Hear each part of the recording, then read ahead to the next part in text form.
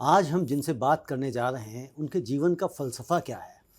पहली बात वो कहते हैं, काम करने वाले व्यक्ति को काम की कमी नहीं होती। और दूसरी बात है, जो बड़ी बात है, कहते हैं कि चलने वाले व्यक्ति को ही मंजिल मिलती है। यदि आप चलते रहेंगे तो आंधी आए, तूफान आए, कुछ भी हो, लेकिन आप मंजिल तक पहुंच ही जाएंगे। नमस्ते, मैं हूं रविंद्र गौतम और आप देख रहे हैं लीडर्स टॉक। इस कार्यक्रम में आज हम जिनको लेकर आ रहे हैं उनका नाम है सुदर्शन लाल शर्मा जी। और Sudarshan Lal ji sky veg group के चेयरमैन हैं। इनकी कंपनी इंडिया में उनकी 32 ब्रांचेस हैं। विदेशों में अगर हम बात करें तो 7 देशों में उनकी ब्रांचेस हैं। और उनका जो टीम साइज़ है लगभग 950 लोगों की टीम है जो उनके साथ काम करती है। आज मैं इनसे जब पहली बार मिल रहा हूँ, और पहली बार जब मिला तो सबसे जो इंस्पायरिंग था वो उनकी एज, उनकी उम्र और उनकी उम्र के मुताबिक उनकी जो फिज़िक थी वो आपस में मैच नहीं कर रहे थे, ऐसा मुझे लग रहा है। तो मैं ये नहीं बताऊंगा आपको कि उनकी उम्र कितनी है, ये आप कमेंट में ज़रूर बताएं कि शर्मा जी की क्या उम्र होगी, और आखिरी में मैं कहीं बीच में बता ज़रूर दूंगा, ये राज खोल दूंगा। तो आज हम मिलते हैं सुदर्शन लाल शर्मा जी से और समझते हैं कि उन्होंने कैसे शुरुआत करी, कैसे आगे बढ़े और कैसे राशन की दुकान पे अपने पिताजी के साथ बैठने वाला बच्चा आज मल्टीनेशनल कंपनी का इतना बड़ा एम्पायर खड़ा कर पाया। सुदर्शन लाल जी, आपका बहुत बहुत स्वागत है। सुदर्शन लाल जी, तो सबसे पहले तो ये बताएं कि राशन की दुकान से शुरुआत हुई आपकी करियर की, एक तरह से पिताजी के साथ आप बैठते थे, बताया आपने। यहाँ तक पहुँचने का सफ़र कैसे शुरू हुआ, कैसे आप इस बिज़नेस में आए? सबसे जो मुख्य बात जो राशन की दुकान पे बैठने की थी, मैंने एक बार अपने पिताजी से कहा था कि आप सुबह इतनी जल्दी जल्दी दुकान आके खोलते हैं 7:30-8 बजे, कोई कस्टमर तो इतना आता नहीं है सुबह, आप इतना जल्दी क्यों आ जाते हैं? तो उन्होंने एक ऐसी बात जो कही जो मेरी ज़िंदगी में आज मुझे जहाँ हूँ वो पहुँचा गई।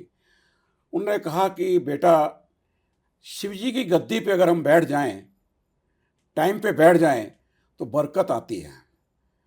कोई भी काम आप करो, अगर आप टाइम से और अपनी गद्दी पे, शिव जी की गद्दी पे दुकान पे आके ठीक टाइम पे बैठ जाओ, तो आपका काम परमपिता परमात्मा जो है वो आपको कामयाबी देता है। कामयाबी का एक कारण आज मैं सबसे ज़्यादा यही कहूँगा कि मैं भी अपने ऑफिस में जब जाता हूँ, अपने टाइम पे जाता हूँ, टाइम से पहले जाता हूँ, और आने का मुझे पता नहीं होता कि मैं कब आता हूँ। यानी कि जो डिसिप्लिन था वो बताया, आपके पिताजी ने सिखाया, और साथ में भी बताया कि जो टाइम है उस टाइम से पहले पहुंचना चाहिए। बहुत बहुत बताया, और कहा कि गद्दी पे बैठना जो कामयाबी है, बरकत है, उसमें बरकत है। उसमें जो बरकत आती है, आपको कोई चीज़ की कठिनाई नहीं आएगी। आपने जो गद्दी आपने काम स्टार्ट किया है वो आपका कामयाब जो है कामयाब होगा, बढ़ेगा आगे, अच्छा चलेगा।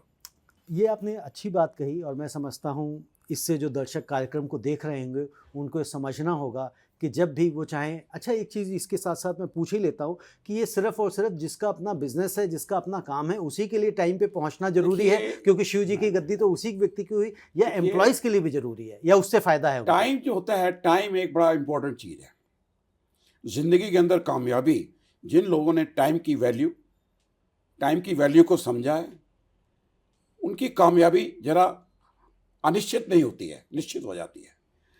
जो टाइम पे पहुंचता है, जैसे अब आपको बताता हूँ एक बात पिताजी से मैंने और सीखी कि टाइम के साथ आपने किसी को टाइम दिया हुआ है।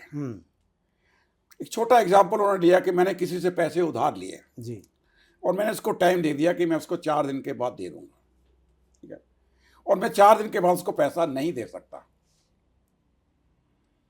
तो क्या कहा उन्होंने कि वो आपके आने से पहले आप उनके पास चले जाइए कि सर, मैंने आपको कहा था कि मैं 4 दिन के बाद पैसा दूंगा, लेकिन मैं पैसा 1 दिन मुझे और लगेगा। पहली बात उन्होंने कही कि 100% जो आप कहो, जो आपने टाइम दिया है, उस टाइम के अनुसार आप कार्य पूरा करो। जो आपने वचन दिया है, जो शब्द दिया है, जो कमिट किया है, उसको आपने पूरा करना है। नहीं कर सकते हो तो बिफोर ही वो आता है, आप उसके पास जाइए, उससे माफ़ी मांगिए कि मैं जो हूँ आपका पैसा नहीं दे सका, मुझे 24 घंटे और लगेंगे। तो उससे क्या हुआ, उन्होंने मुझे समझाया कि मैं जिस आदमी से उधार लेता था उसके अंदर इतना कॉन्फिडेंस बढ़ गया कि आज मैं उसको 10,000 लेके आता था, मैं उसको 50,000 मांगता तो मना नहीं करता था, क्योंकि उसके दिमाग में एक ही बात थी कि he is a man of commitment. ये अपने वर्ड की कीमत समझते हैं। तो टाइम की वैल्यू जिसने समझी, जिसने समझा कि मैंने किस टाइम पे क्या करना है, या किसी को टाइम दिया है उस पर पहुंचा हूँ या नहीं किया है, या किसी को ऐसा मैंने कह दिया कि आपका काम मैं कर दूंगा, नहीं किया, तो उससे तो आपका टाइम की वैल्यू के साथ साथ कमिटमेंट जो है वो भी जरूरी है, बहुत जरूरी।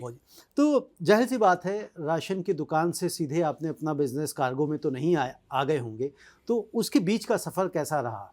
बीच का सफर ये था कि हायर सेकेंडरी मैंने की, 64 के अंदर मैंने हायर सेकेंडरी की। 65 ने फादर में दुकान, क्योंकि उनके साथ मैं काम कर रहा था and I was doing very well, उनको मेरा बड़ा साथ अच्छा था, कॉपरेट बड़ा अच्छा कर रहा था। लेकिन कुछ ऐसे सर्कमस्टांसेस हुए कि जिससे आप कह सकते हैं कि उन्होंने दुकान बंद कर दी। दुकान बंद कर दी और मैंने कहा कि मैंने पढ़ना है।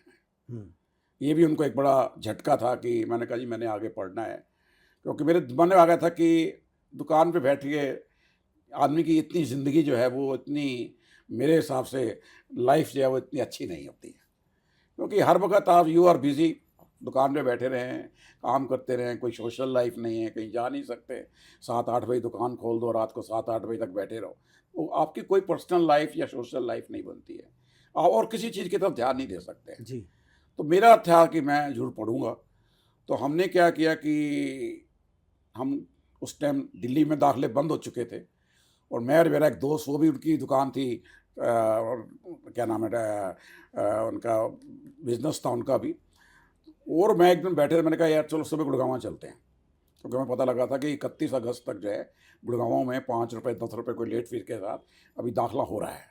तो हम गुड़गांव चले गए, तो हमने 105 रुपया वहाँ पे जी अगले दिन वहाँ जमा करा दिया और वहाँ दाखिल एडमिशन ले लिया। बट ड्यूरिंग माई एजुकेशन पैसों की तो प्रॉब्लम थी, घर में भी उस टाइम प्रॉब्लम चल रही थी, लेकिन घर का माँ बाप का जो एक ब्लेसिंग थी वो एक बहुत अच्छी थी, बड़ा अच्छा साथ मिलता था, विचार बड़े अच्छे मिलते थे, और उन विचारों से हमने भी सोचा कि हम भी कुछ कर सकते हैं। तो हमने ट्यूशनें पढ़ाई, कुछ बच्चों को ट्यूशनें पढ़ा देते थे, जो पैसा वैसा था कुछ अच्छा मिल जाता था। साइकिल पे जाते थे, सरोजनी नगर चले जाते थे, मेरोली साइकिल से जाते थे, प्रकाश कॉलेज था वहाँ पढ़ाने लग जाते थे, 2 पीरियड मिल जाते थे 45-45 मिनट के, तो 50-50 रुपये एक पीरियड का देते थे महीने का। तो कुछ मतलब हमने जो है अपना मेहनत की। तो ये कौन सी क्लास में थे, कॉलेज में आप पहुंच गए थे तब आपने पढ़ाना शुरू किया? BA first year second year, okay. BA first year second year, तो पढ़ाना शुरू किया, बच्चों को पढ़ाते थे।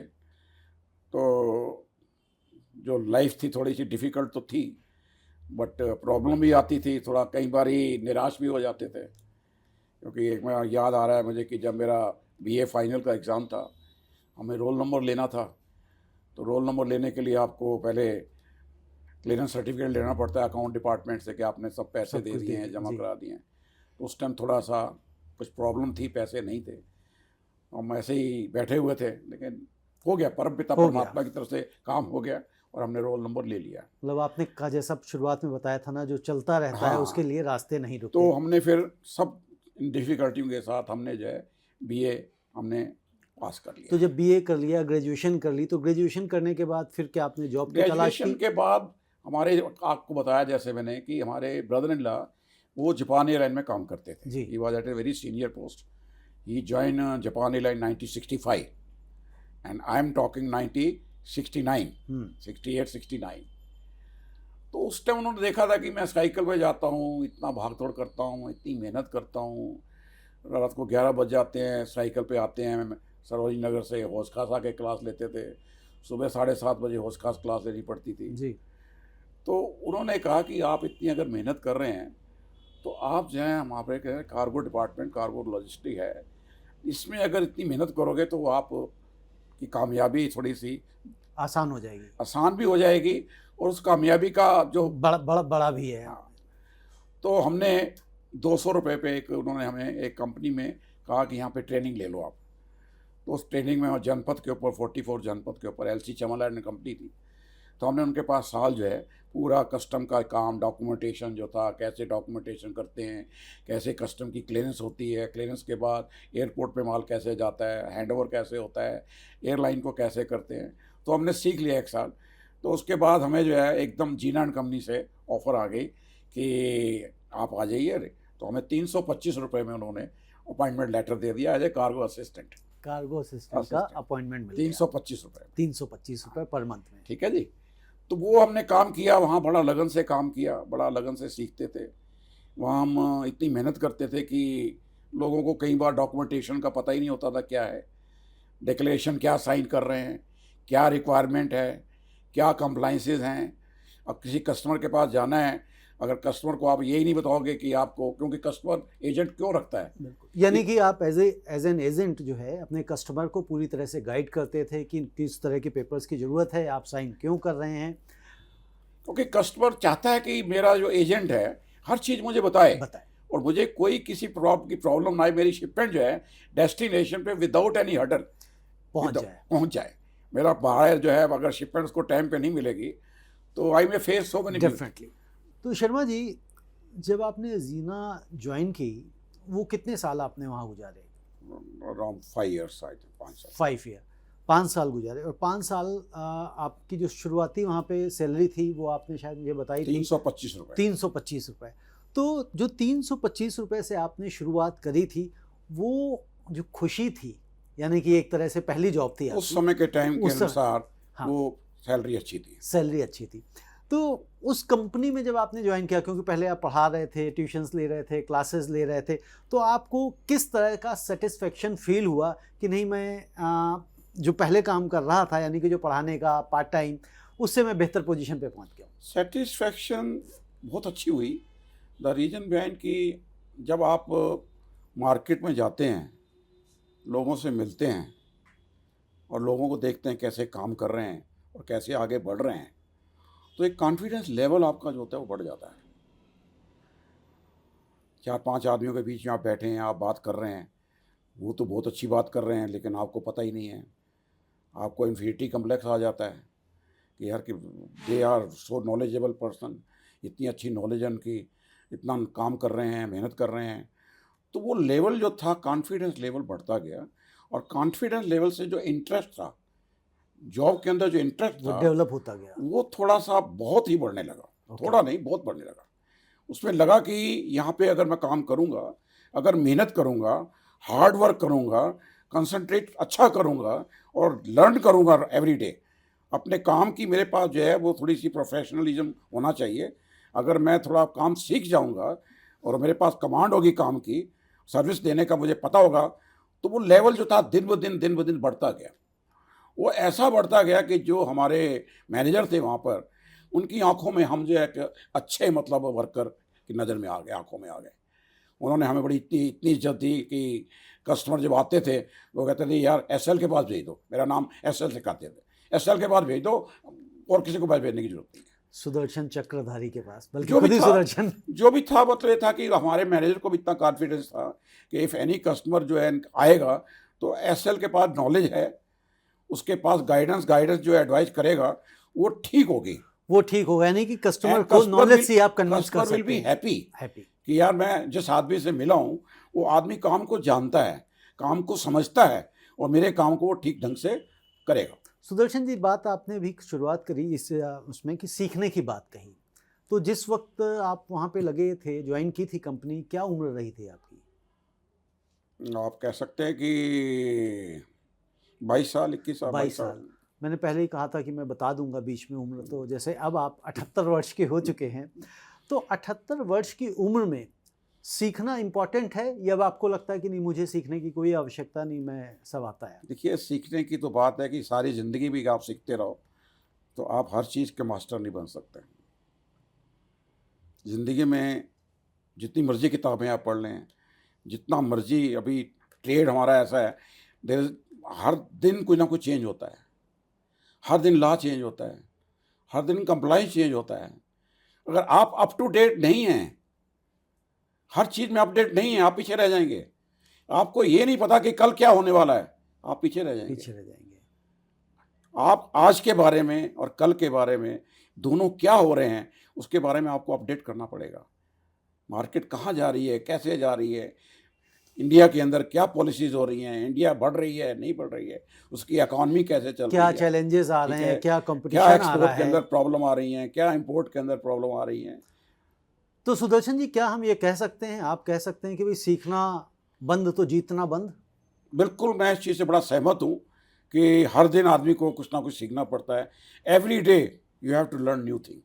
हर न्यू जो है आसमान के नीचे अब आते हैं तो हर जगह कुछ ना कुछ आपको नई चांदनी मिलती है, कहीं ना कहीं नई नई आशाएं मिलती हैं। तो सीखना, हर दिन सीखना जो है और सीखते रहना बहुत ज़रूरी है। बहुत ज़रूरी। तो दर्शकों, मैं हर बार देखिए आपके सामने जिनसे बात करता हूँ उनसे ज़रूर पूछ रहा हूँ, भाई सीखना बंद तो जीतना बंद, और हमेशा हमें सहमति ही मिलती है, तो सीखते रहिए।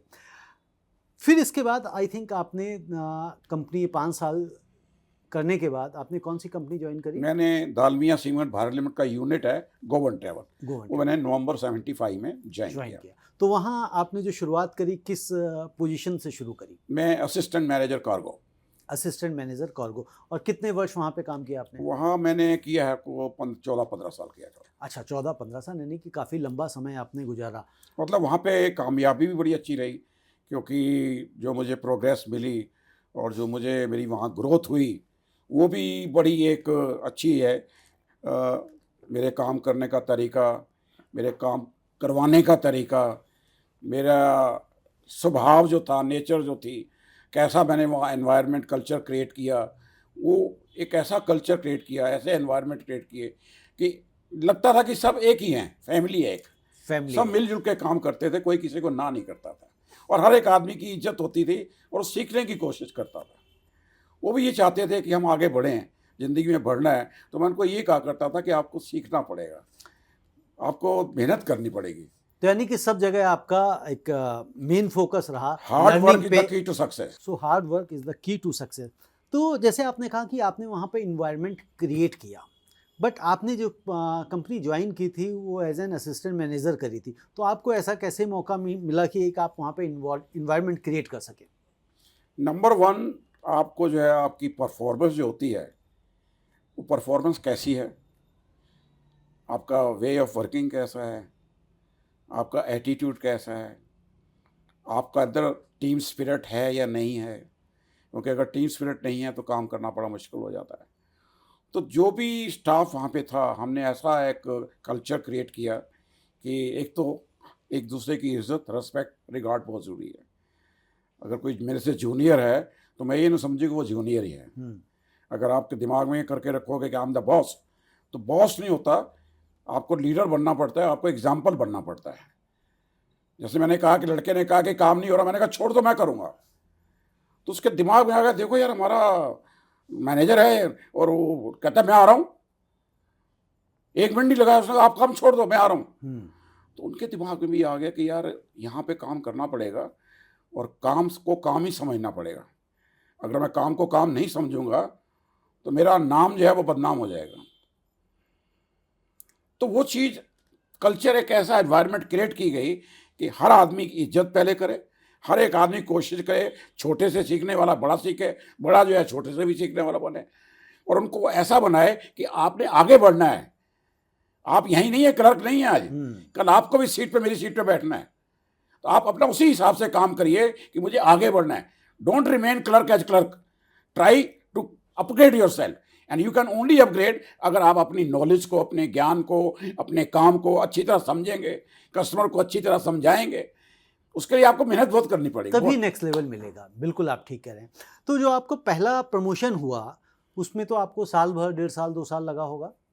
मेरा प्रमोशन जो हुआ, आपको बताया कि पहला तो 6 महीने में मुझे उन्होंने बिना इंक्रीमेंट के मुझे कार्गो मैनेजर बना दिया। ओके। सिर्फ 6 महीने के अंदर, सिर्फ यही देख के कि मैंने जो 6 महीने में काम किया, उनको कुछ स्टाफ की, लेबर की प्रॉब्लम आती थी जी। स्टाफ के अंदर जो यूनिटी थी या कुछ ना कुछ पॉलिटिक्स थी, वो वहाँ नहीं होने दी, वो आपने नहीं होने दी। कुछ लोग जो थे वहाँ पे, और भी कुछ ऐसा ट्रैवल डिपार्टमेंट था, शाम को बैठते थे अपना ट्रैवल हिसाब से बियर चलती थी, जी। वो सब बंद कर दी गई। ओके। उन्होंने कहा ये आदमी जब तक है तो हम ये नहीं कर सकेंगे, तो सब मैंने चीज़ बंद कर दी। हम्म। एक फैमिली एटमॉस्फेयर क्रिएट किया गया, और फैमिली एटमॉस्फेयर क्रिएट करने से क्या हुआ कि लोगों को समझ आ गई कि भैया काम ही करना है, और काम की ही कीमत है, काम की ही जय जय है। काम की कीमत है, और काम में ही कार्यशुद्धता है। हम्म। अगर हमारी एफिशिएंसी बढ़ेगी तो एफिशिएंसी के साथ हम भी बढ़ेंगे, हमारी ग्रोथ भी बढ़ेगी। और दूसरी चीज़ है कि उनको मोटिवेट करो कि आपने भी लीडर बनना है, आपने भी आगे बढ़ना है। उनको डिस्करेज मत करो, उनके दिमाग में इन्फीरिटी कम्प्लेक्स नहीं आना चाहिए कि यार वो तो यार तुझे ये नहीं आता, वो नहीं आता। बहुत अच्छा कर रहे हो, बहुत अच्छा कर रहे हो, थोड़ा और मेहनत करो, आप बढ़ सकते हैं, आप कर सकते हैं, आपके अंदर है कार्यकुशलता है, आपके अंदर स्किल है। अपने माइंडसेट को चेंज करो कि मुझे आगे बढ़ना है और ऊपर आना है। बिल्कुल, माइंड सेट को जब तक आप चेंज नहीं करेंगे कि हम भी बढ़ सकते वही हैं, हम आप भी ग्रो कर सकते हैं। एटीट्यूड आप चेंज करोगे, जब तक पॉजिटिव अप्रूव में नहीं होगे, आपका एटीट्यूड अगर चेंज नहीं होगा तो माइंडसेट कहाँ से आएगा? माइंड सेट कहाँ से आएगा? तो पॉजिटिव तभी आप रहेंगे, अगर आप कैजुअल रहेंगे तो कैजुअल ही रहेंगे। माइंडसेट तो हो ही नहीं सकता अगर कैजुअल आदमी का, उसका तो दिमाग ही नेगेटिव है, वो तो कैजुअल है, उसकी कामयाबी है ही नहीं। मतलब लाइफ में जो जिस व्यक्ति की कैजुअल अप्रोच है वो कभी वो कामयाब कभी नहीं हो सकता। सक्सेस नहीं कर सकता, आगे नहीं बढ़ सकता। मतलब रोटी तो खा सकता है लेकिन पैर growth जहाँ नहीं, पे है वहीं रहेगा। वहीं रहेगा। तो शर्मा जी, जब आपने कंपनी छोड़ी तब आप किस पोजीशन पे थे? मैं जब कंपनी छोड़ी थी, I was the head of the, मतलब you can say general manager of all the branches. India का हेड था, मैनेजर इंडिया कह सकते हो। तो जो मैनेजर इंडिया की फिर पोजीशन मिली तो कितने समय बाद मिल गई थी आपको ज्वाइन वो करने मुझे की? 83 में मिली थी, 8 अगस्त 83 में। यानी कि 8 साल बाद। तो जाहिर सी बात है आपने कुछ काम किए होंगे, अच्छे काम किए होंगे, अच्छी परफॉर्मेंस दी होगी। आपको ये कब ख्याल आया या क्यों लगा कि आपको अब जॉब नहीं करनी है, अब आपको अपना काम शुरू करना है? जब मुझे 1981 में general northern manager northern India बनाया गया, रीजनल मैनेजर नदर्न इंडिया, तो हमने कुछ बजट जो था अपना पेश किया हेड ऑफिस में। तो उसमें हमने कार्गो के अंदर ज़रा थोड़ा सा बजट जो बनाया वो थोड़ा बहुत ज़्यादा बना दिया। ओके। तो उसमें पैसा भी ज़्यादा चाहिए था, क्योंकि मार्केट में उधार देना होता था। एयरलाइन से उधार 30 दिन का मिलता था, मार्केट में ज़्यादा देना था। तो हमने कुछ देखा कि हमारा जो मैनेजमेंट है वो ट्रैवल की तरफ थोड़ा ज़्यादा ध्यान दे रहा है, कार्गो की तरफ थोड़ा सा उनका इंटरेस्ट जो है वो ग्रोथ का नहीं है। हमने कहा भी चलो एक ब्रांच खोल देते हैं कार्गो की, भदोही में खोल देते हैं, बनारस में हमारा वहाँ कारपेट का काम था, बहुत अच्छा काम था, जी। तो यहाँ कर दे। मतलब 1-2 ब्रांचेज खोलने की हमने कही, लेकिन वो कुछ डिस्करेजमेंट मिली मुझे। ओके। तो हमने कहा कि अगर हम जो हैं अगर इधर उधर नहीं जाएंगे, कानपुर नहीं जाएंगे, या हम जो हैं मुरादाबाद नहीं जाएंगे, या पानीपत से आपका हर कमोडिटी का काम बहुत है, जी। लेकिन वो थोड़ा सा वहाँ से लिखा कि मैनेजमेंट कार्गो के लिए इतना इंटरेस्टेड नहीं है ज़्यादा, okay. They were not so कीन। तो जब डिस्करेजमेंट कंपनी से मिला आपको और आपको लगा कि नहीं भाई, इस बिजनेस में तो बहुत पोटेंशियल है, इसमें वंडर्स हो सकते हैं, बहुत बड़ा काम हो सकता है, तो फिर आपको किसी ने यह सलाह दी या खुद मन से आया कि नहीं इस काम को करना चाहिए? मेरी अपनी सलाह थी, मेरा अपना जो कॉन्फिडेंट लेवल जो बना था, जो मैंने इंटरनेशनल कॉन्फ्रेंसेज अटेंड की थी, और वहाँ लोगों को, जो मालिकों को जो काम कर रहे थे, जिन्होंने अपनी कंपनियाँ चलाई हुई थी, कार्गो की थी, ट्रेडिंग की थी, सप्लाई चेन की थी, वो लोग मुझे बताने लगे। तो मैंने कहा हम तो कुछ भी नहीं कर रहे हैं, एक्सपोर्टर्स का काम कर रहे हैं, इसमें तो लॉजिस्टिक में बहुत काम है। There are lot of I think areas where we can improve. तो कौन से वर्ष में फिर आपने डालमियास को छोड़ा और अपनी कंपनी? दालमिया को मैंने जो है 86 के बीच में छोड़ दिया। ओके। मैंने आपको बताया कि बीच में क्या हुआ कि बीच में 83 के अंदर जब उन्होंने मुझे मैनेजर इंडिया बनाया, जनरल मैनेजर बनाया, तो उस टाइम कस्टम के लाइसेंस निकले थे। तो वो लाइसेंस जो था मैंने कुदरती, मैंने कहा यार भर दो, कोई बात नहीं, देखी जाएगी, बिकॉज नो आई नो, और कोई भी एग्ज़ाम होगा तो मैं इतना, आज मुझे 15 साल हो गए काम करते हुए, ट्रेड के अंदर 20 साल हो गए, तो why not, I think I should appear for the exam. तो मैं रिटर्न एग्ज़ाम में बैठ गया। ओके। और ऑलमाइटी गॉड वाज ग्रेट, मैं उसमें वेयर देयर इज अ वे, वो वे ऐसा निकला कि मैं उसमें पास हो गया। उसके बाद इंटरव्यू लिया उन्होंने, वे ऐसा निकला कि स्काई बेस बन गया। तो वो जब लाइसेंस मिल गया तो हमने उस टाइम जो भी दुविधा थी, प्रॉब्लम थी, फाइनेंस की प्रॉब्लम होती है कोई काम स्टार्ट कर रहा हो, जैसे मैं आपको बताऊँ कि मुझे 2 साल लग गए, 3 साल लग गए कि मैं छोड़ूं नौकरी ना छोड़ूं, इतना स्टेटस है मेरा, इतनी इज्जत है मेरी, मैं इतने सीनियर लोगों के बीच में बैठता हूं, इतनी ओवरसीज कॉन्फ्रेंसेज अटेंड करता हूं, सारा पैसा कंपनी देती है, जी तो whether I will able to do that और नॉट। तो मुझे 2-2.5 साल लग गए, मुझे लाइसेंस मिल भी गया, लेकिन इट टुक मी कि मतलब डिसीजन में लेने में वक्त लग दो गया ढाई कि भाई साल लगा। ये क्विट करके थोड़ा अपना सा शुरू क्योंकि करूं या नहीं। फाइनेंशियल इशू ज़्यादा था, हम्म, और फाइनेंशियल इशू ये था, और उसके बाद रिस्क फैक्टर था। अगर मैं कोई रिस्क लेता हूँ तो पहले मैं कैलकुलेट करना चाहता हूँ, क्योंकि जब तक रिस्क को आप कैलकुलेट नहीं करेंगे आप कोई काम नहीं कर सकते।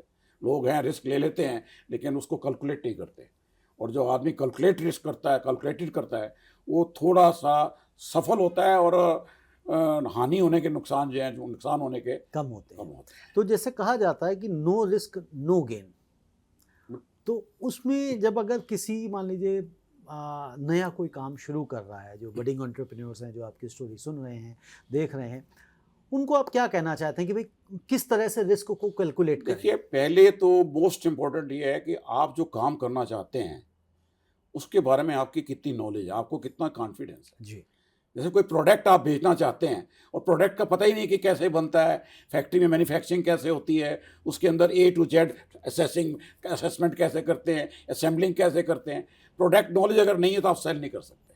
किसी के पास जाएंगे, वो कहेगा यहाँ बेचता हूँ, ये पेन बेच रहा हूँ, जी ये पेन कितने का बेच रहे हो, कैसे बना है, कितने का है, क्यों इसको 200 रुपये का बेच रहे हो या 20 रुपये का बेच रहे हो, तो आपको एक्सप्लेन करना पड़ेगा। तो पहली चीज़ तो है कि आपको अपना कॉन्फिडेंस होना चाहिए कि मैं काम जो करने जा रहा हूँ वो मैं प्रोडक्ट को जानता हूँ, सब्जेक्ट की नॉलेज होनी चाहिए। बहुत जरूरी है, उसके बगैर आपको जाना नहीं चाहिए। अगर आपके पास सब्जेक्ट नॉलेज है, यू फील कि I am competent to sell it, I am competent to serve the customer, ठीक है नहीं, तो आपका क्या है कि आप जो रिस्क लेंगे on the basis of your knowledge, subject knowledge, on the basis of the I think product which you have done, जो सर्विस आपने प्रोवाइड की आपको पता है, तो आप उसको अगर जो है आपका रिस्क फैक्टर जो है वो आप कैलकुलेट कर सकेंगे कि अगर मैं किसी कस्टमर के पास जाता हूँ तो I have to analyse the credit worthiness of customer. किसी को मैं उधार दे रहा हूँ, मुझे यही नहीं पता मैं किसको उधार दे रहा हूँ, weather he is a good pay master, he paid पे मास्टर, उसकी प्रोफाइल क्या है, कंपनी क्या है, उसकी कंपनी की स्ट्रेंथ क्या है, उसकी अपनी स्ट्रेंथ क्या है, उसका स्टेटस क्या है। तो मैं उधार किसी को दूंगा तो पहले उसको मैं देखूंगा, उसका पोस्टमार्टम करूंगा कि whether he is eligible, evaluate करना बिल्कुल आवश्यक है। करना पड़ेगा। So I have to analyse the credit worthiness. वो मेरे अंदर एक ऐसी चीज़ थी जो एक्सपीरियंस लिया हुआ था। मैं किसी कस्टमर के पास जाता था तो मुझे पता था कि मैं जिस कस्टमर के पास जा रहा हूँ, he is a good customer, good pay master, he is a professional and his business is regular business, and I will not face any problem from him, I will not give any problem to him, and similarly he will have no problem from me. So, Sudarshan ji, जब आपने काम शुरू किया 87 में, तो कितनी capital की आपको आवश्यकता थी और कितनी कैपिटल थी आपके पास?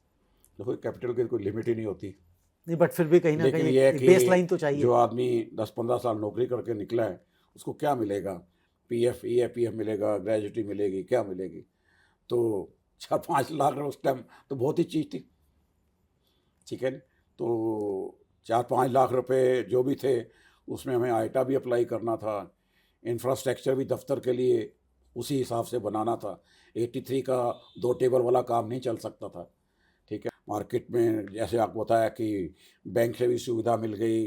उसके बाद 87 में जब आइटा हुआ तो एयरलाइन, सबसे बड़ी एयरलाइन थी लुफ्तांजा, उसका तो हमें यानी कि 4 साल में एक तरह से आपको कॉन्फिडेंस लेवल डेवलप हो गया कि आपने पैरेलल जो है अपना बिल्कुल, बिजनेस शुरू कर बिल्कुल, दिया था बिल्कुल। भाई के साथ में, और भाई उस काम को संभाल रहा था और जो भी आपकी गाइडेंस के ऊपर चल रहा था। तो 87 से पर हमने कोई ऐसा कस्टमर जो हमारे साथ अगर काम कर रहा था हमने उसको ट्रांसफ़र नहीं किया। मतलब डालमिया से आपने यहाँ नहीं, ट्रांसफर नहीं नहीं। किया, यानी कि आप एथिकल भी रहे। आपको और मैं बता दूं कि मेरा जब इंटरव्यू लिया मिसेस दालमिया ने, तो मुझे उन्होंने कहा कि आप जीनान कंपनी से आ रहे हैं, जीनान कंपनी तो नंबर 1 है, बहुत बिजनेस है, जी। How much business you committed to me, hmm, आप गोवन टेबल में कितना बिजनेस लाएंगे। हम्म, मैंने कहा जी मैं कोई कमिटमेंट नहीं करूँगा। एक तो डर होता है ना कि आदमी, मैं आया भी थोड़ा रिलेक्टेंट था, आपको बता दूं। बिल्कुल। I was very happy with xenon company, hmm, I was having a good status, good thing, और मेरे चांसेस और आगे बढ़ने के वहाँ थे। जी। तो मैंने कहा जी मैं ये कमिट नहीं कर सकता, क्योंकि अनटिल अनलेस आई नो कि आपकी कंपनी की पॉलिसी क्या है, आपके अंदर पर्सनल कितने हैं, पर्सन कितने काम कर रहे हैं, कैसा कर रहे हैं, उनको काम आता है या नहीं आता है। बिजनेस तो तभी आएगा जब मैं कोई सर्विस दूंगा, जब मेरे पास ऐसा स्टाफ होगा जो सर्विस दे के कस्टमर को खुश करेगा, जी, ठीक है, मार्केट में अपनी रेपुटेशन बनाएगा। तो मैं इस चीज़ की कमिटमेंट नहीं कर सकता। तो एक बार तो मैंने सोचा था कि ये मैंने गलत कह दिया है, हो सकता है कि she will not keep me, लेकिन उन्होंने कोई ऐसा नहीं दिया और मेरे पास next day she had you. Appointed me as a assistant manager. और अच्छी सैलरी भी, मतलब जो वहाँ पे 800 रुपये, 750 75 मिल रहे थे, यहाँ मुझे 1180 की बेसिक सैलरी मिल रही, प्लस 22% हाउस रेंट था। तो 1440 रुपीज़ का मैंने इंक्रीमेंट भी ज्वाइन अच्छा कर मिल लिया। गया। तो जब आपने कम्प्लीटली छोड़ दिया और भाई के साथ आपने पूरी तरह से फुल फ्लैश शुरू किया, तो सबसे पहला स्टेप आपने क्या उठाया कि भाई इस काम को किस तरह से बड़ा कर सकते हैं, और क्या मन में सपने लेके निकले वहाँ से? उस टाइम जो आपको मैंने बताया कि इन्वेस्टमेंट करनी पड़ती है हर चीज़ में, जी और इन्वेस्टमेंट पैसे की होती है, जी। और जिसके पास पैसा नहीं है तो उसका अल्टरनेटिव क्या होना चाहिए था। तो हमने टाइम जो है इन्वेस्टमेंट बैंक में करना शुरू कर दिया। ओके, यानी कि रिलेशनशिप बिल्ड करना 87, शुरू किया। 88, 89, 2 साल every Sunday I use to go to bank. और बैंक के अंदर एक ऐसा ट्रस्ट, एक ऐसा कॉन्फिडेंस, एंड वो कॉन्फिडेंस कहाँ से आया था? मेरे कमिटमेंट से, मेरे वर्ड से, मेरी जबान से, कि मैंने उनको जबान से जो कह दिया कि आप मुझे 5 लाख 2 लाख रुपए दे दो और मैं आपको 5 दिन के अंदर वापस कर दूंगा। तो मैंने उनको 4 दिन में वापस कर दिया और मैनेजर के पास गया, सर आपने 5 लाख दिए थे, आज ये स्टेटमेंट है आपकी। तो ऐसे वो ट्रस्ट जो था, time investment, not money investment, time investment, वो टाइम की वैल्यू जो थी वो मुझे ऊपर लेती गई। और उनकी सहायता से, उनके सहयोग से मेरा कॉन्फिडेंस बढ़ गया और मैं 2 की जगह 3 कस्टमर के पास जाने लगा, 4 के पास जाने लगा। जब मुझे उन्होंने 10 लाख का, मैं 2 कस्टमर हो जाने लगा। तो लेवल इतना बढ़ गया कि मुझे कोई प्रॉब्लम नहीं आई। तो यानी कि शर्मा जी, जो मैं समझ रहा हूँ कि आपने टाइम इन्वेस्टमेंट किया, आपने कमिटमेंट शो की अपनी, और इससे आपकी जो रिलेशनशिप थी वो एक अच्छी स्ट्रांग हो गई, स्ट्रांग हो गई, आपकी मार्केट में एक गुडविल हुई, और उस गुडविल का आपको उसके साथ बेनिफिट साथ मिला, का बिजनेस बढ़ता रहा। बिजनेस बढ़ता इन रहा। दोनों चीज़ों से बिजनेस बढ़ता रहा। तो यानी कि अगर किसी के पास पैसा नहीं है, काम कैपिटल कर नहीं सकता है, तो काम कर सकता काम है। कर सकता है, प्रोवाइडेड जो वर्ड किसी को कहे या कोई कमिटमेंट किसी को करे, या जो आपने कह दिया, जबान दे दी है, उसको पूरा करें। यानी कि जो गुडविल बोलते हैं, हाँ, तो आपको गुडविल क्रिएट गुडविल गेन करने के लिए आपको बिल्कुल, जो अपने आप को बिल्कुल स्ट्रिक्ट होना चाहिए। वो डिसिप्लिन आपके अंदर अगर नहीं है, वो एथिक नहीं है आपके अंदर, तो आपका पैसे के बगैर आप चल सकते हैं, बट जबान जो आपने दे दी है, उसके बिना अगर वो अगर हिल गई तो लंबा नहीं चल सकता। वो हिल जाएगा, सब कुछ हिल जाएगा। सब कुछ।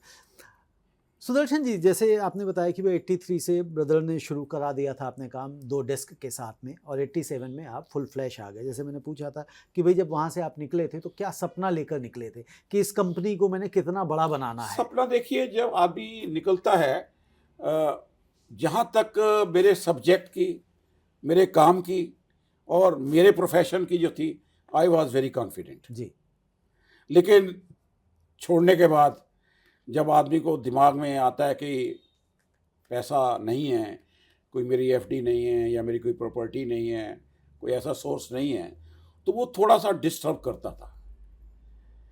लेकिन गुडविल अच्छी हो, स्ट्रॉन्ग विल हो, और आदमी के अंदर कॉन्फिडेंस हो, और आदमी के अंदर हो कि मैं मैंने ये काम किया हुआ है, और काम किया हुआ है, मैंने इस पोस्ट पे भी किया है, इस पोस्ट पे भी किया है, और ऐसी पोस्ट पे किया है जहाँ पे सब कुछ मैं देख रहा था, तो मैं हारूंगा नहीं। ये कॉन्फिडेंस आपके साथ है। हाँ, लेकिन मैं हारूंगा नहीं। जैसे मैं पूछ रहा हूँ कि गोल, यानी कि मतलब सपना, यानी कि आपने कुछ सोचा कि मुझे इतनी बड़ी कंपनी करनी है, इतने लोगों की टीम खड़ी करनी है, या मुझे कम से कम इतना टर्नओवर इतने समय में तो अचीव करना है, ऐसा कुछ मन में था उस वक्त? बिल्कुल बिल्कुल आता था कि मुझे काम करना है। जैसे मैं इंटरव्यू में गया जब कस्टम हाउस के में, तो मुझे उस टाइम कलेक्टर होते थे, आजकल तो कमीशन होते हैं, तो उसने मुझे पूछा था कि आप कितनी कंपनी बनाना चाहते हैं। मैंने कहा जी मैं पूरी कंपनी, फुल फ्लैग कंपनी बनाना चाहता हूँ, और ये कंपनी जो बनाना चाहता हूँ ये छोटी कंपनी नहीं होगी, ये गो एंड ट्रैवल जहाँ मैं काम कर, उस टाइम उनको बताया मैं काम कर रहा हूँ, I told them I will leave, the license is granted to me, I will leave. तो मैंने जो है वो दिमाग में लगा दिया कि मैं काम कर सकता हूँ, काम मैंने सीखा हुआ है और मैंने काम किया हुआ है। मुझे कोई दालमिया साहब ने आके काम नहीं किया। I have regard, respect for them, अन्नदाता है मेरे, बट क्वेश्चन है कि सारा काम मैं कर रहा था जी। और सारे कामयाब में जहाँ जहाँ कोई डिफ़िकल्टी आती थी, जहाँ जहाँ कोई प्रॉब्लम आती थी, जहाँ जहाँ कोई चैलेंजेज आते थे, वो मैंने पार किए। भाई आप उस वर्टिकल के हेड थे। करके तो मेरे लिए जो हेड था एक अपॉर्चुनिटी बन गई। वो जो कॉन्फिडेंस लेवल जो था वो ऐसी अपॉर्चुनिटी बन गई कि तू आगे चल। सो 87 में कितने एम्प्लॉइज, कितनी लोगों की टीम मैंने थी 4 आदमियों के साथ स्टार्ट 4 किया। आदमियों की, और आज आपकी टीम आज तकरीबन आप 950 950 के आसपास है। 950। तो ये जो सफ़र रहा 4 से 950 लोगों का, ये कैसे बढ़ा, थोड़ा सा बताएं। हो सकता है दर्शकों को भी थोड़ी सी इंस्पिरेशन मिले। देखिए, जब आदमी काम करता है और काम का लेवल उसका होता है कि मैं काम को जानने वाला हूँ और मैं काम करने वाला हूँ और मुझे कोई अगर प्रॉब्लम आएगी तो मैं उसको हल भी कर सकता हूँ। जैसे मैंने आपको कहा, पहली चीज़ तो मैंने कहा कि काम करने वालों को काम की कमी नहीं है। बिल्कुल ठीक है। मैं नहीं देखता रिसेशन है, मैं नहीं देखता क्या है, मैं नहीं देखता आंधी है तूफान है। जो काम आदमी करने वाला है उसको काम मिलेगा। बिल्कुल ठीक है, कहते हैं ना, where there is will there is a way. जी, जहाँ भी प्रॉब्लम आती है उसका रास्ता भी आ जाता है। बिल्कुल ठीक है। जो आदमी काम करने वाला है, ठीक ढंग से काम करता है, डरता है, भगवान से भी डरता है, तो उसका रास्ता निकल आता है। तो मेरा काम जो था 95 तक इतना काम बढ़ गया कि मुझे 95 के अंदर हमारे पास कोई 15 आदमी हो गए थे, 18 आदमी हो गए थे। और मैं आपको एक और बात बता दूं, मेरे पास जब 6 आदमी थे, मैंने 1/1/88 को ईपीएफ शुरू कर दिया। उस टाइम 20 आदमी चाहिए होते थे कि 20 आदमी की कंपनी हो, ईपीएफ आपको लेना ही पड़ेगा, करो या ना हाँ, करो। हाँ जी। मैंने 5 आदमियों के 6 बंदी के साथ ही ईपीएफ शुरू कर दिया। Very good. मतलब ये भी एक देखो, हालांकि कंपनी को पैसा देना उसमें, बिल्कुल मेरे स्टाफ को भी कंट्रीब्यूशन, उनको भी कटेगा, मेरा भी कटेगा। बट आई स्टार्टेड, मैंने कहा एनकरेज दी, I think staff they should feel that yes we have something. या कंपनी अभी देखो 5-7 आदमी और ईटीएफ कर रहा है।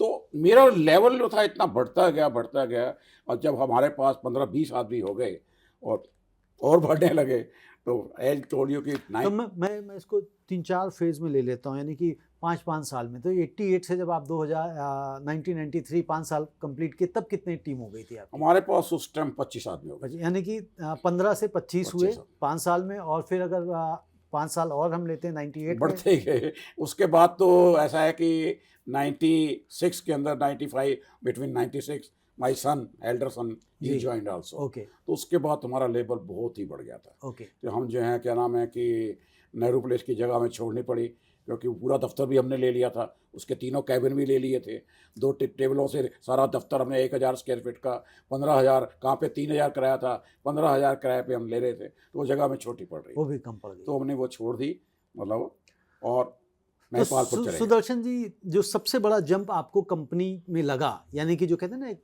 बड़ी ग्रोथ हुई, वो कैसे हुई और उसमें क्या कंट्रीब्यूशन रहा? कंट्रीब्यूशन उसमें होता है कि देखिए कि जब आपको मार्केट से कुछ ऐसी चीज़ें सामने आती हैं कि लुफ्तांजा वाले आए कि हमने आपसे काम करना है, एक एयरलाइन कह रही है कि हम आपको फुल सपोर्ट करेंगे, आपको you are just our partnership करेंगे।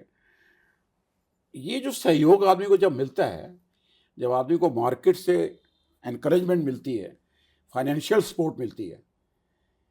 फाइनेंशियल सपोर्ट का मतलब होता है कि अगर मैं कोई अच्छा काम करूंगा, हमारे यहाँ उस टाइम क्या होता कि 94-95 के अंदर टारगेट फिक्स होते थे। तो टारगेट फिक्स का मतलब है कि अगर आपने मुझे जो है अगर 100 टन कार्गो 1 महीने में दे दिया, तो you will avail additional benefit, वो इंसेंटिव थे। तो वो हमारे काम बढ़ने से वो जो हमारा इंसेंटिव पार्ट था, वो हमारी कैपिटल को बहुत ही बढ़ाने लगा। कैपिटल का मतलब है कि हमारी प्रॉफिटेबिलिटी, वो जो हाँ ठीक है, इंसेंटिव थे, बिल्कुल। वो हमारे वर्किंग कैपिटल में आ गए। और वर्किंग कैपिटल जो हमारे पास था कि हमारे पास अब 10 लाख रुपए अपना है, 15 लाख रुपए अपना है, ठीक है, आज हम प्रॉफिट भी दिखा रहे हैं 20-25 लाख रुपए का। तो लेवल वो बढ़ने लगा। इस लेवल बढ़ने से हम जरा ज़्यादा कूदने लगे, रिस्क ज़्यादा लेने लगे। 6 कस्टमर हैं, 10 कस्टमर लेने लगे, 15 लेने लगे, ठीक है। कई जगह मार भी खाई, कई जगह उंगलियां भी जलाई। आदमी एनालाइज तो करता है, लेकिन आगे कंपनी का क्या पता क्या क्या हो जाता है। तो बड़े झटके भी खाए, लेकिन बड़े सोच समझ के खाए। बड़े सोच समझ के खाए। तो आपने कहा कि बड़े झटके भी खाए, तो मैं पूछने वाला था, सबसे पूछता हूँ कि भाई कोई भी एंटरप्रेन्योर हो, ऐसा नहीं होता कि भाई सबकी जो लाइफ है, जब सबका बिजनेस है, ऊपर ही हाँ स्मूथ, और मतलब आगे ही ग्रोथ ही नहीं मिलती रहती है। कई बार हर्डल्स आ जाते हैं, सड़क टूट जाती है, आंधी तूफान आ जाते हैं, जैसे आप कहते हैं, चलने के बावजूद भी। तो क्या आपको इस जर्नी में कोई आंधी तूफान का सामना करना पड़ा, कोई स्पीड ब्रेकर आए, या कुछ ऐसा हुआ कि यार ये क्या हो गया, कहीं अब पीछे ही तो नहीं हम खिसक जाएंगे, ऐसा हुआ क्या? ऐसा होता है कि बिजनेस के अंदर जो होता है मेन चीज़ होती है मार्केट। जी। मार्केट के अंदर क्या हो रहा है, कौन क्या कर रहा है, और मार्केट के अंदर एक दूसरे को compete करना। एक कंपनी देखती है कि ये काम कर रहे हैं, अब दूसरा कंपनी अगर हमारा कोई भी कंपटीटर है या कोई भी है, वो हमारे कस्टमर के जा कहता है जी आपको स्काईवे से 40 दिन का उधार मिल रहा है तो हम आपको 60 दिन का दे 60 दिन देंगे। का दे देंगे, स्काईवेज आपको ये प्रॉफिट दे रहा है या ये इंसेंटिव डिस्काउंट दे दे रहा रहा है, हम ये आपको देंगे। दे देंगे। स्काईवेज आपको ये सर्विस नहीं दे रहा, हम आपका माल फ्री उठा के ले जाएंगे, ट्रांसपोर्ट का पैसा नहीं लेंगे। कोई कह लेगा हम कस्टम क्लियरेंस का पैसा नहीं लेंगे। तो जब मल्टीनेशनल कंपनीज सामने आई तो बहुत सी चीज़ें ऐसी चैलेंजिंग आ गई कि हम इसको मीट कैसे करें, कि वो फ्री सर्विस कर रहे हैं। अब मैं अगर फ्री सर्विस करूंगा तो मैं सर्वाइव कैसे करूंगा, कंपनी तो सर्वाइव करेगी। बिल्कुल। तो ये थोड़ी सी उलझनें आई, लेकिन आपकी अगर मार्केट के अंदर रेपुटेशन अच्छी है, मार्केट के अंदर आपको अच्छी तरह तोला जाता है कि इनसे काम करना सेफ है, सिक्योर है, कोई दिक्कत नहीं आएगी। और कई छोटे छोटे एजेंट होते हैं जो टेम्पू में माल ले जाते हैं, रास्ते में 2-4 लेदर जैकेट की निकाल के घर ले जाते हैं, तो एक्सपोर्टर को डर होता है ये पिलफरेज हो जाती है, वहाँ से बायर के साथ फरमा जाए कि आपका माल कम आया है। तो एक ऐसा लोग करते हैं? होता था पहले। अच्छा, अब नहीं होता। अब तो कंप्लाइंस बहुत हो गए हैं, उससे सिस्टम बड़े चेंज हो गए हैं, हर एक चीज़ की जिस पे आपकी गाड़ी कहाँ है, कैसे है, कहाँ पे है, ठीक है ना। आगे तो गाड़ी आप वेयर हाउस में ले गए, माल उतार दिया, रात को माल रखा गया, अंदर क्या हो रहा है, तो ऐसी चीज़ें होती थी कि ज़्यादातर जो हाई प्रेशस जो वैल्यू वाले चीज़ें होती थी, लेदर गारमेंट्स है, सिल्वर की आइटमें हैं, कुछ ना कुछ इधर उधर हो जाती थी। तो वो भी आपको, जब तक कस्टमर को ये कॉन्फिडेंस ना हो कि मैं जिसके साथ डील कर रहा हूँ आई एम वेरी सिक्योर्ड, मुझे किसी चीज़ का डर नहीं है, आई एम सेफ, मेरी सिक्योरिटी है इनके साथ, तो वो लेवल जो हमारा जो बढ़ा हुआ था, तो हमारे से कस्टमर गए नहीं। हमें थोड़ा सा प्राइस को रिड्यूस करना पड़ा, थोड़ा सा कंपटीशन की वजह से हमें जो प्रॉफिट हो रहा था, मार्जिन जो था, उनको कम करना पड़ा। तो मार्जिन कम करने से मुझे फ़र्क नहीं पड़ा, क्योंकि मेरा वॉल्यूम बढ़ता जा रहा था। अगर मैं आज 100 टन कर रहा हूँ तो मैं 15 दिन के बाद 150 टन कर रहा हूँ, तो मेरा जो 50 टन का लेवल बढ़ गया, मेरा बिजनेस बढ़ गया, तो मैंने जो रिड्यूस किया था उससे डबल मेरा जो है उधर ऐड हो गया। तो ये चीज़ें आती थी, वो फिर मार्केट के हिसाब से आपको देखना पड़ता था। बट मैं एक चीज़ को समझता हूँ कि आदमी का अगर आपकी मार्केट में रेपुटेशन जो है आपकी बड़ी सेफ है, सिक्योर है, और आपको लोगों को अंदर कॉन्फिडेंस आपके है कि we are dealing with the right agent, we are dealing where we are safe, हमें किसी चीज़ का डर नहीं है।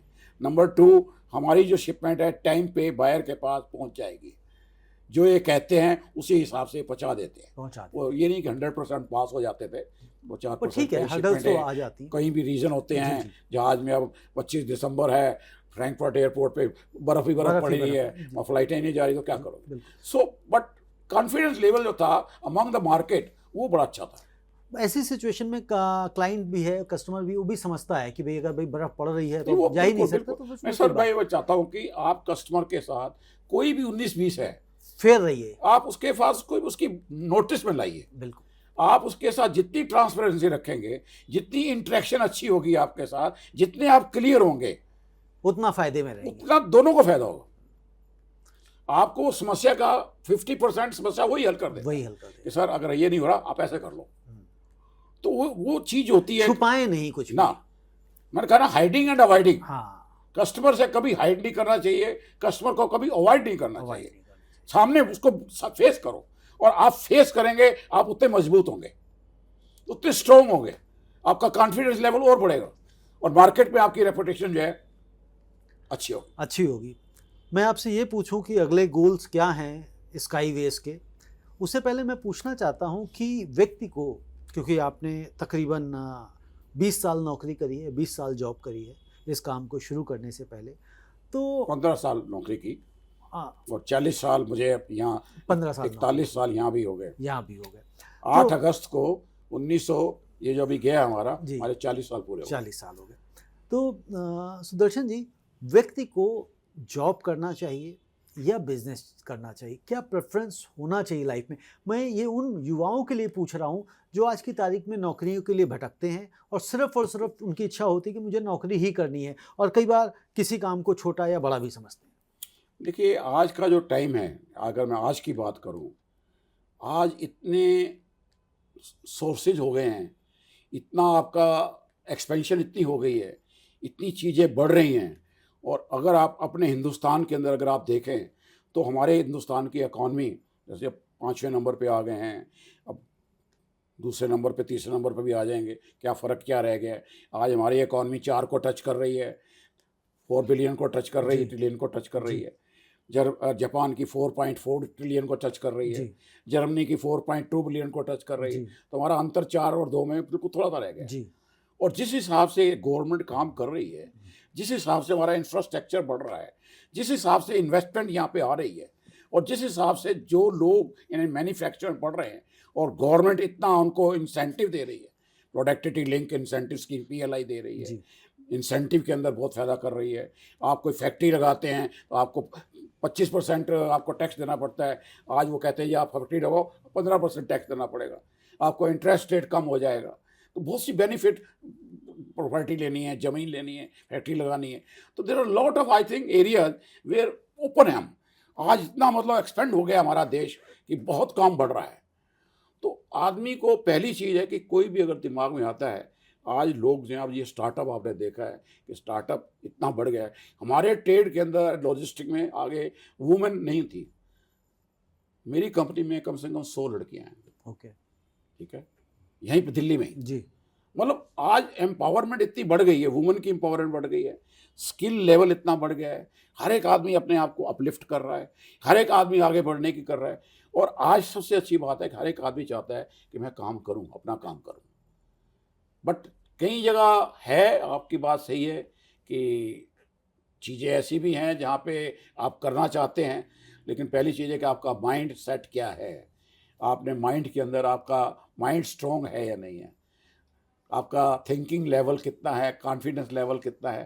कि ये ना हो कि यार मैं ये, जैसे मेरे दिमाग में 3 साल चलता रहा, यार काम छोड़ दूंगा, नौकरी छोड़ दूंगा, इतना स्टेटस है, ये है, वो है, I will able to. But वो कॉन्फिडेंस लेवल इतना बढ़ गया था, और फिर लोगों को मिलने से। तो लेकिन मैं यहाँ पे भी पूछ रहा था कि जो युवा हैं, इनको मतलब जो अपनी करियर पाथ चुनना चाहिए, वो किस तरफ चुनना चाहिए? जॉब के प्रति या कुछ अपना करने के प्रति? देखिए, अगर तो वो कोई टेक्निकल है, जैसे कोई डिजिटल है, टेक्नोलॉजी है, अब आप IT कर रहे हैं तो IT वाला काम अपना कर सकता है। ओके। उसको पता है कि मैं ये काम कामयाब हो जाऊंगा। आज जितने भी आप देखेंगे कि बड़े बड़े स्टार्टअप हुए हैं, सब IT वाई टेक्नोलॉजी डिजिटल से हम नंबर 1 हो गए हैं। जी।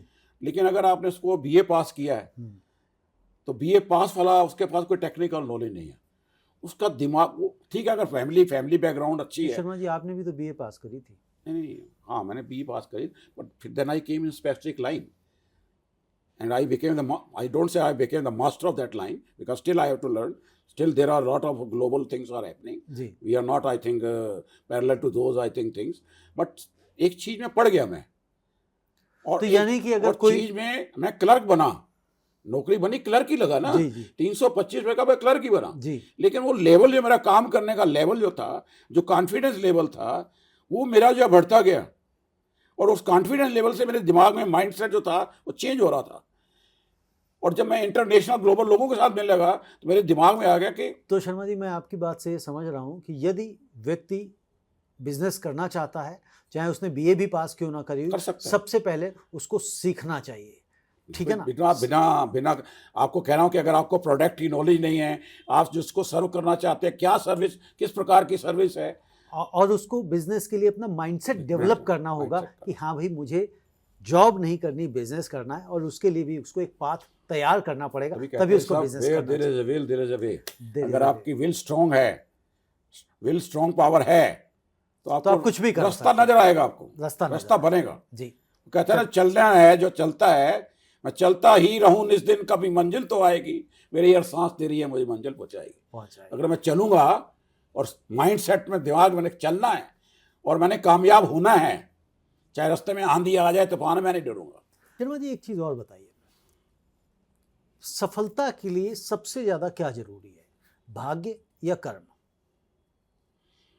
देखिए, अगर आप भाग्य पे विषय सिर्फ सोचना बैठ लें और कर्म ना करें, देखो भाग्य, मैं कहता हूँ कि जो लकीरें हैं ये बदलती हैं, जी।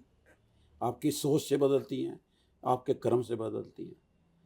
अगर आपकी सोच ठीक नहीं है, सोच अगर स्ट्रेट नहीं है और उसके साथ आप काम हाथ रख के बैठ जाए, यार मेरे तो किस्मत में जो होगा हो जाएगा, तो ऐसा नहीं हो सकता।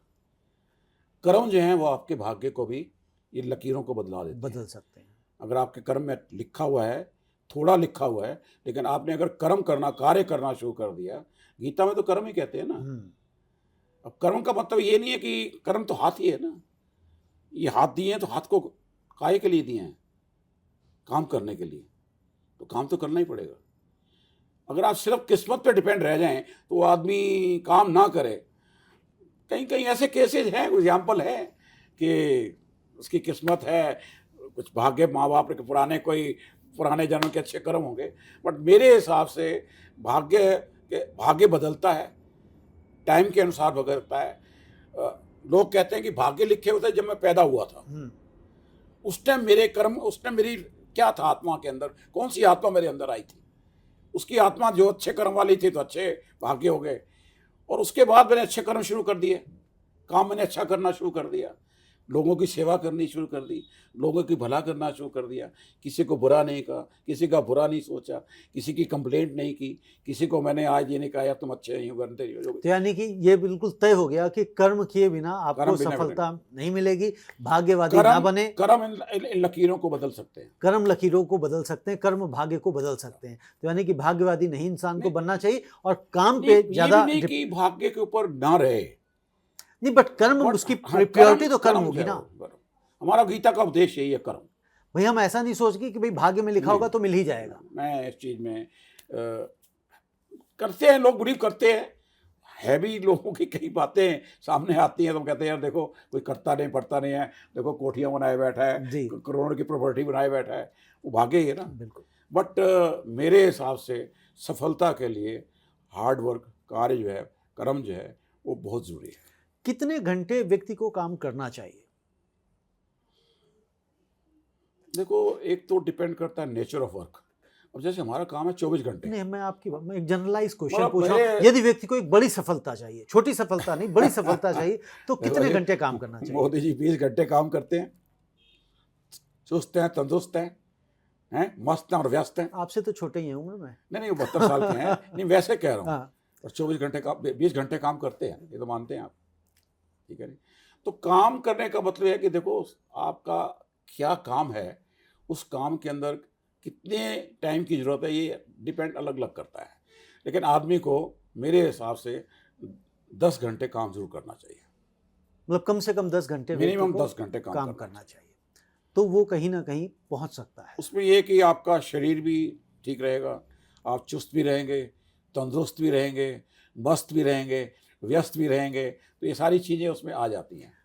अपॉर्चुनिटी की जब हम बात करते हैं लीडरशिप में कि भाई व्यक्ति के पास अपॉर्चुनिटीज़ आती हैं और कहा जाता है अपॉर्चुनिटी नॉक्स वंस, अवसर एक ही बार आता है, फिर दूसरा दरवाज़ा खटखटाने लग जाता है। तो वो जो अपॉर्चुनिटी आती है उसके प्रति हमारा क्या रवैया होना चाहिए और कैसे माने कि अपॉर्चुनिटी ही है? देखिए, आपकी पहली चीज़ तो है कि आपकी नॉलेज क्या है।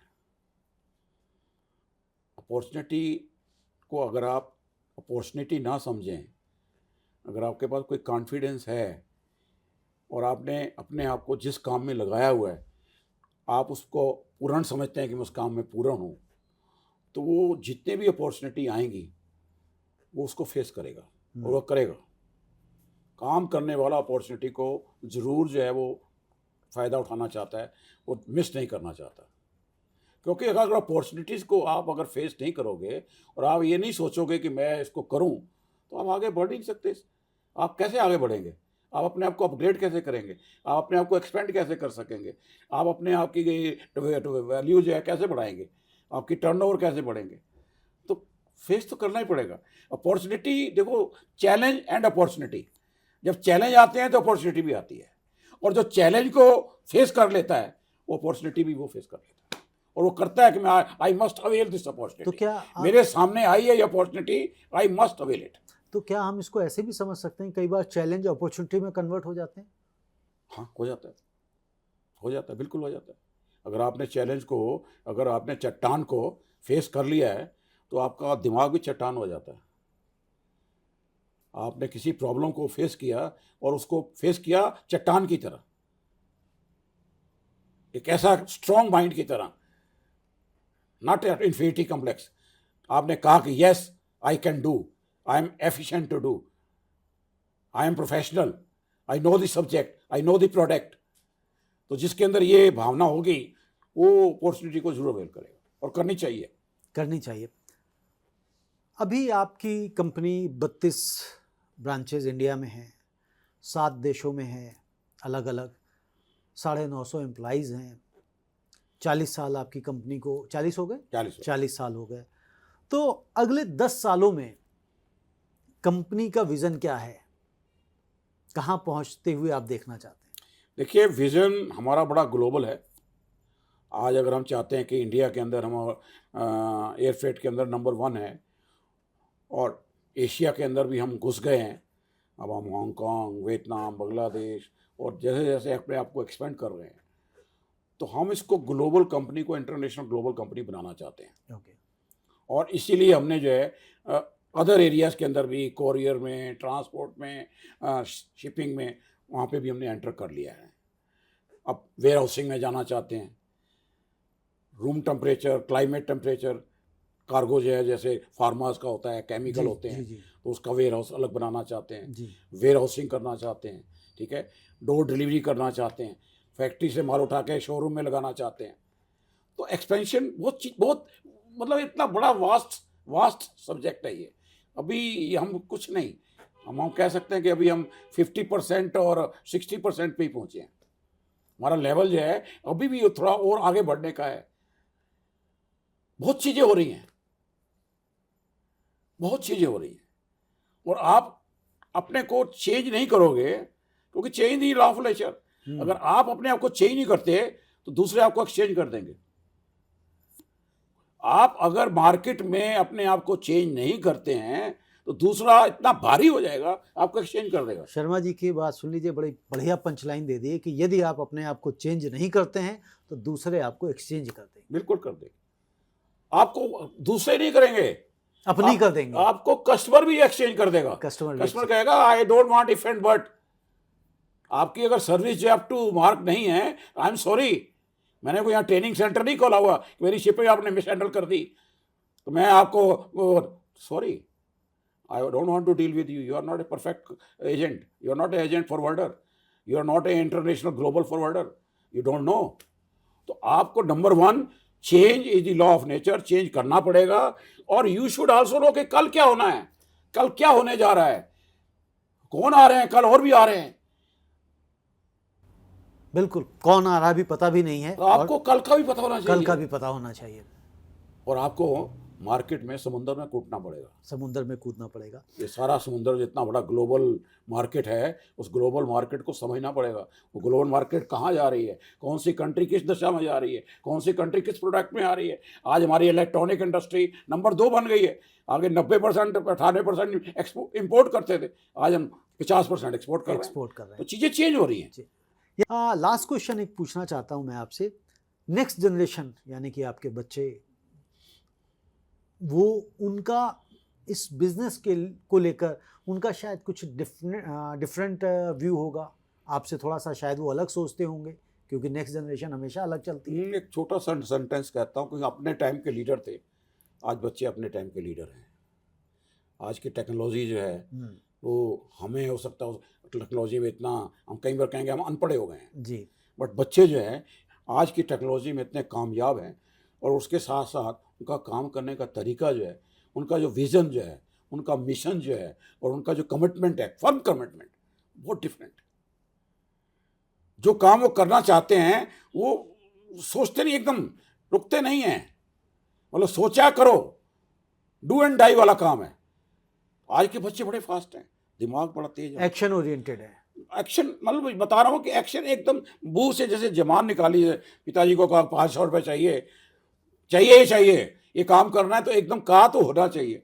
क्यों? हमने अपने टाइम में जो काम किया पढ़े हैं, और ये अपने टाइम में बटन दबाते हैं सब कुछ हो जाता है। जब हम पढ़ते थे तो मिट्टी का तेल डालते थे उसके अंदर, लैंप के अंदर, फिर शीशे को साफ करते थे, ठीक है नहीं, और फिर पढ़ते थे, कालक लग हैं? जाती थी। और आज बच्चों को हाथ दबाएं तो एसी चलता है, हाथ दबाएं तो लाइट आती है, हाथ दबाएं तो वो काम वो ही कहते हैं कि जैसे हम बटन दबाएं, जो कहें एकदम होना चाहिए। आज का युग जो है वो बड़ा बदल चुका है, और बच्चे बड़े समझदार हैं, हमारे से ज़्यादा इंटेलिजेंट हैं। आज बच्चों को पहले सुनना चाहिए, आपको बच्चों के साथ आर्गूमेंट नहीं करना चाहिए, पहले उनको सुनो, ये बहुत ज़रूरी है। बच्चे बहुत तेज हैं आज के, बहुत समझदार हैं, बड़े टैलेंटेड हैं, उनका स्किल बड़ा तेज है, दिमाग बड़ा तेज है, विजन बड़ा तेज है, और फर्म कमिटमेंट है उनके अंदर के यस, इतना विजन है कि वो कहते हैं कि yes I can do, why not daddy, करिए। आपकी थर्ड जनरेशन भी आने की तैयारी में आ गई।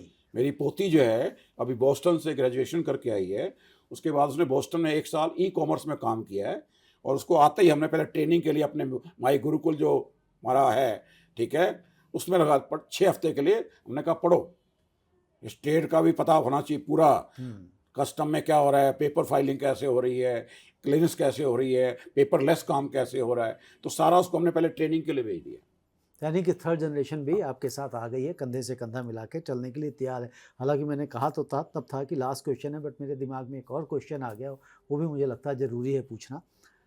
क्या स्काईवेज अपनी कार्गो फ्लीट शुरू करना चाहती है, या आगे कभी ऐसा विज़न है? देखिए, ऐसा होता है कि हमारा जो काम जो बड़ा है, अब क्या होता है कि जब आप फैमिली में होते हैं तो फैमिली में आपने विस्तार भी करना है, और हमारी शुरू से, हमारे पिताजी की या ग्रैंडफादर की शुरू से यही रही है कि अपने परिवार के लोग और अपने जो परिवार के हैं उनको आगे बढ़ाओ, आपका परिवार बढ़ेगा, आपका नाम बढ़ेगा, ऐसे फैमिली बढ़ती है।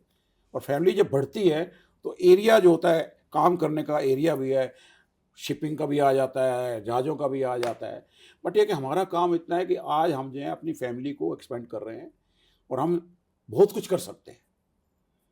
आज हमारे पास अपना भी इतना लेवल है, हमारा इतना बेस स्ट्रॉन्ग है, आई डोंट से कि सो मच फाइनेंशियल स्ट्रॉन्ग है, बट इतना स्ट्रॉन्ग है कि हमने जब पैसा नहीं था तो इतना काम कर लिया, तो आज अगर हमारे पास है हम इसको बहुत ही वैल्यू एडिड से और आगे काम बढ़ा सकते हैं। कोई मुश्किल नहीं है, अगर किसी चीज़ को हम अगर और करना चाहें, जैसे आपने कहा कि कोई चार्टर वार्टर करना हो, आज भी कर रहे हैं हम चार्टर, लेकिन आज प्राइवेट ले लेते हैं चार्टर, मिल जाते हैं।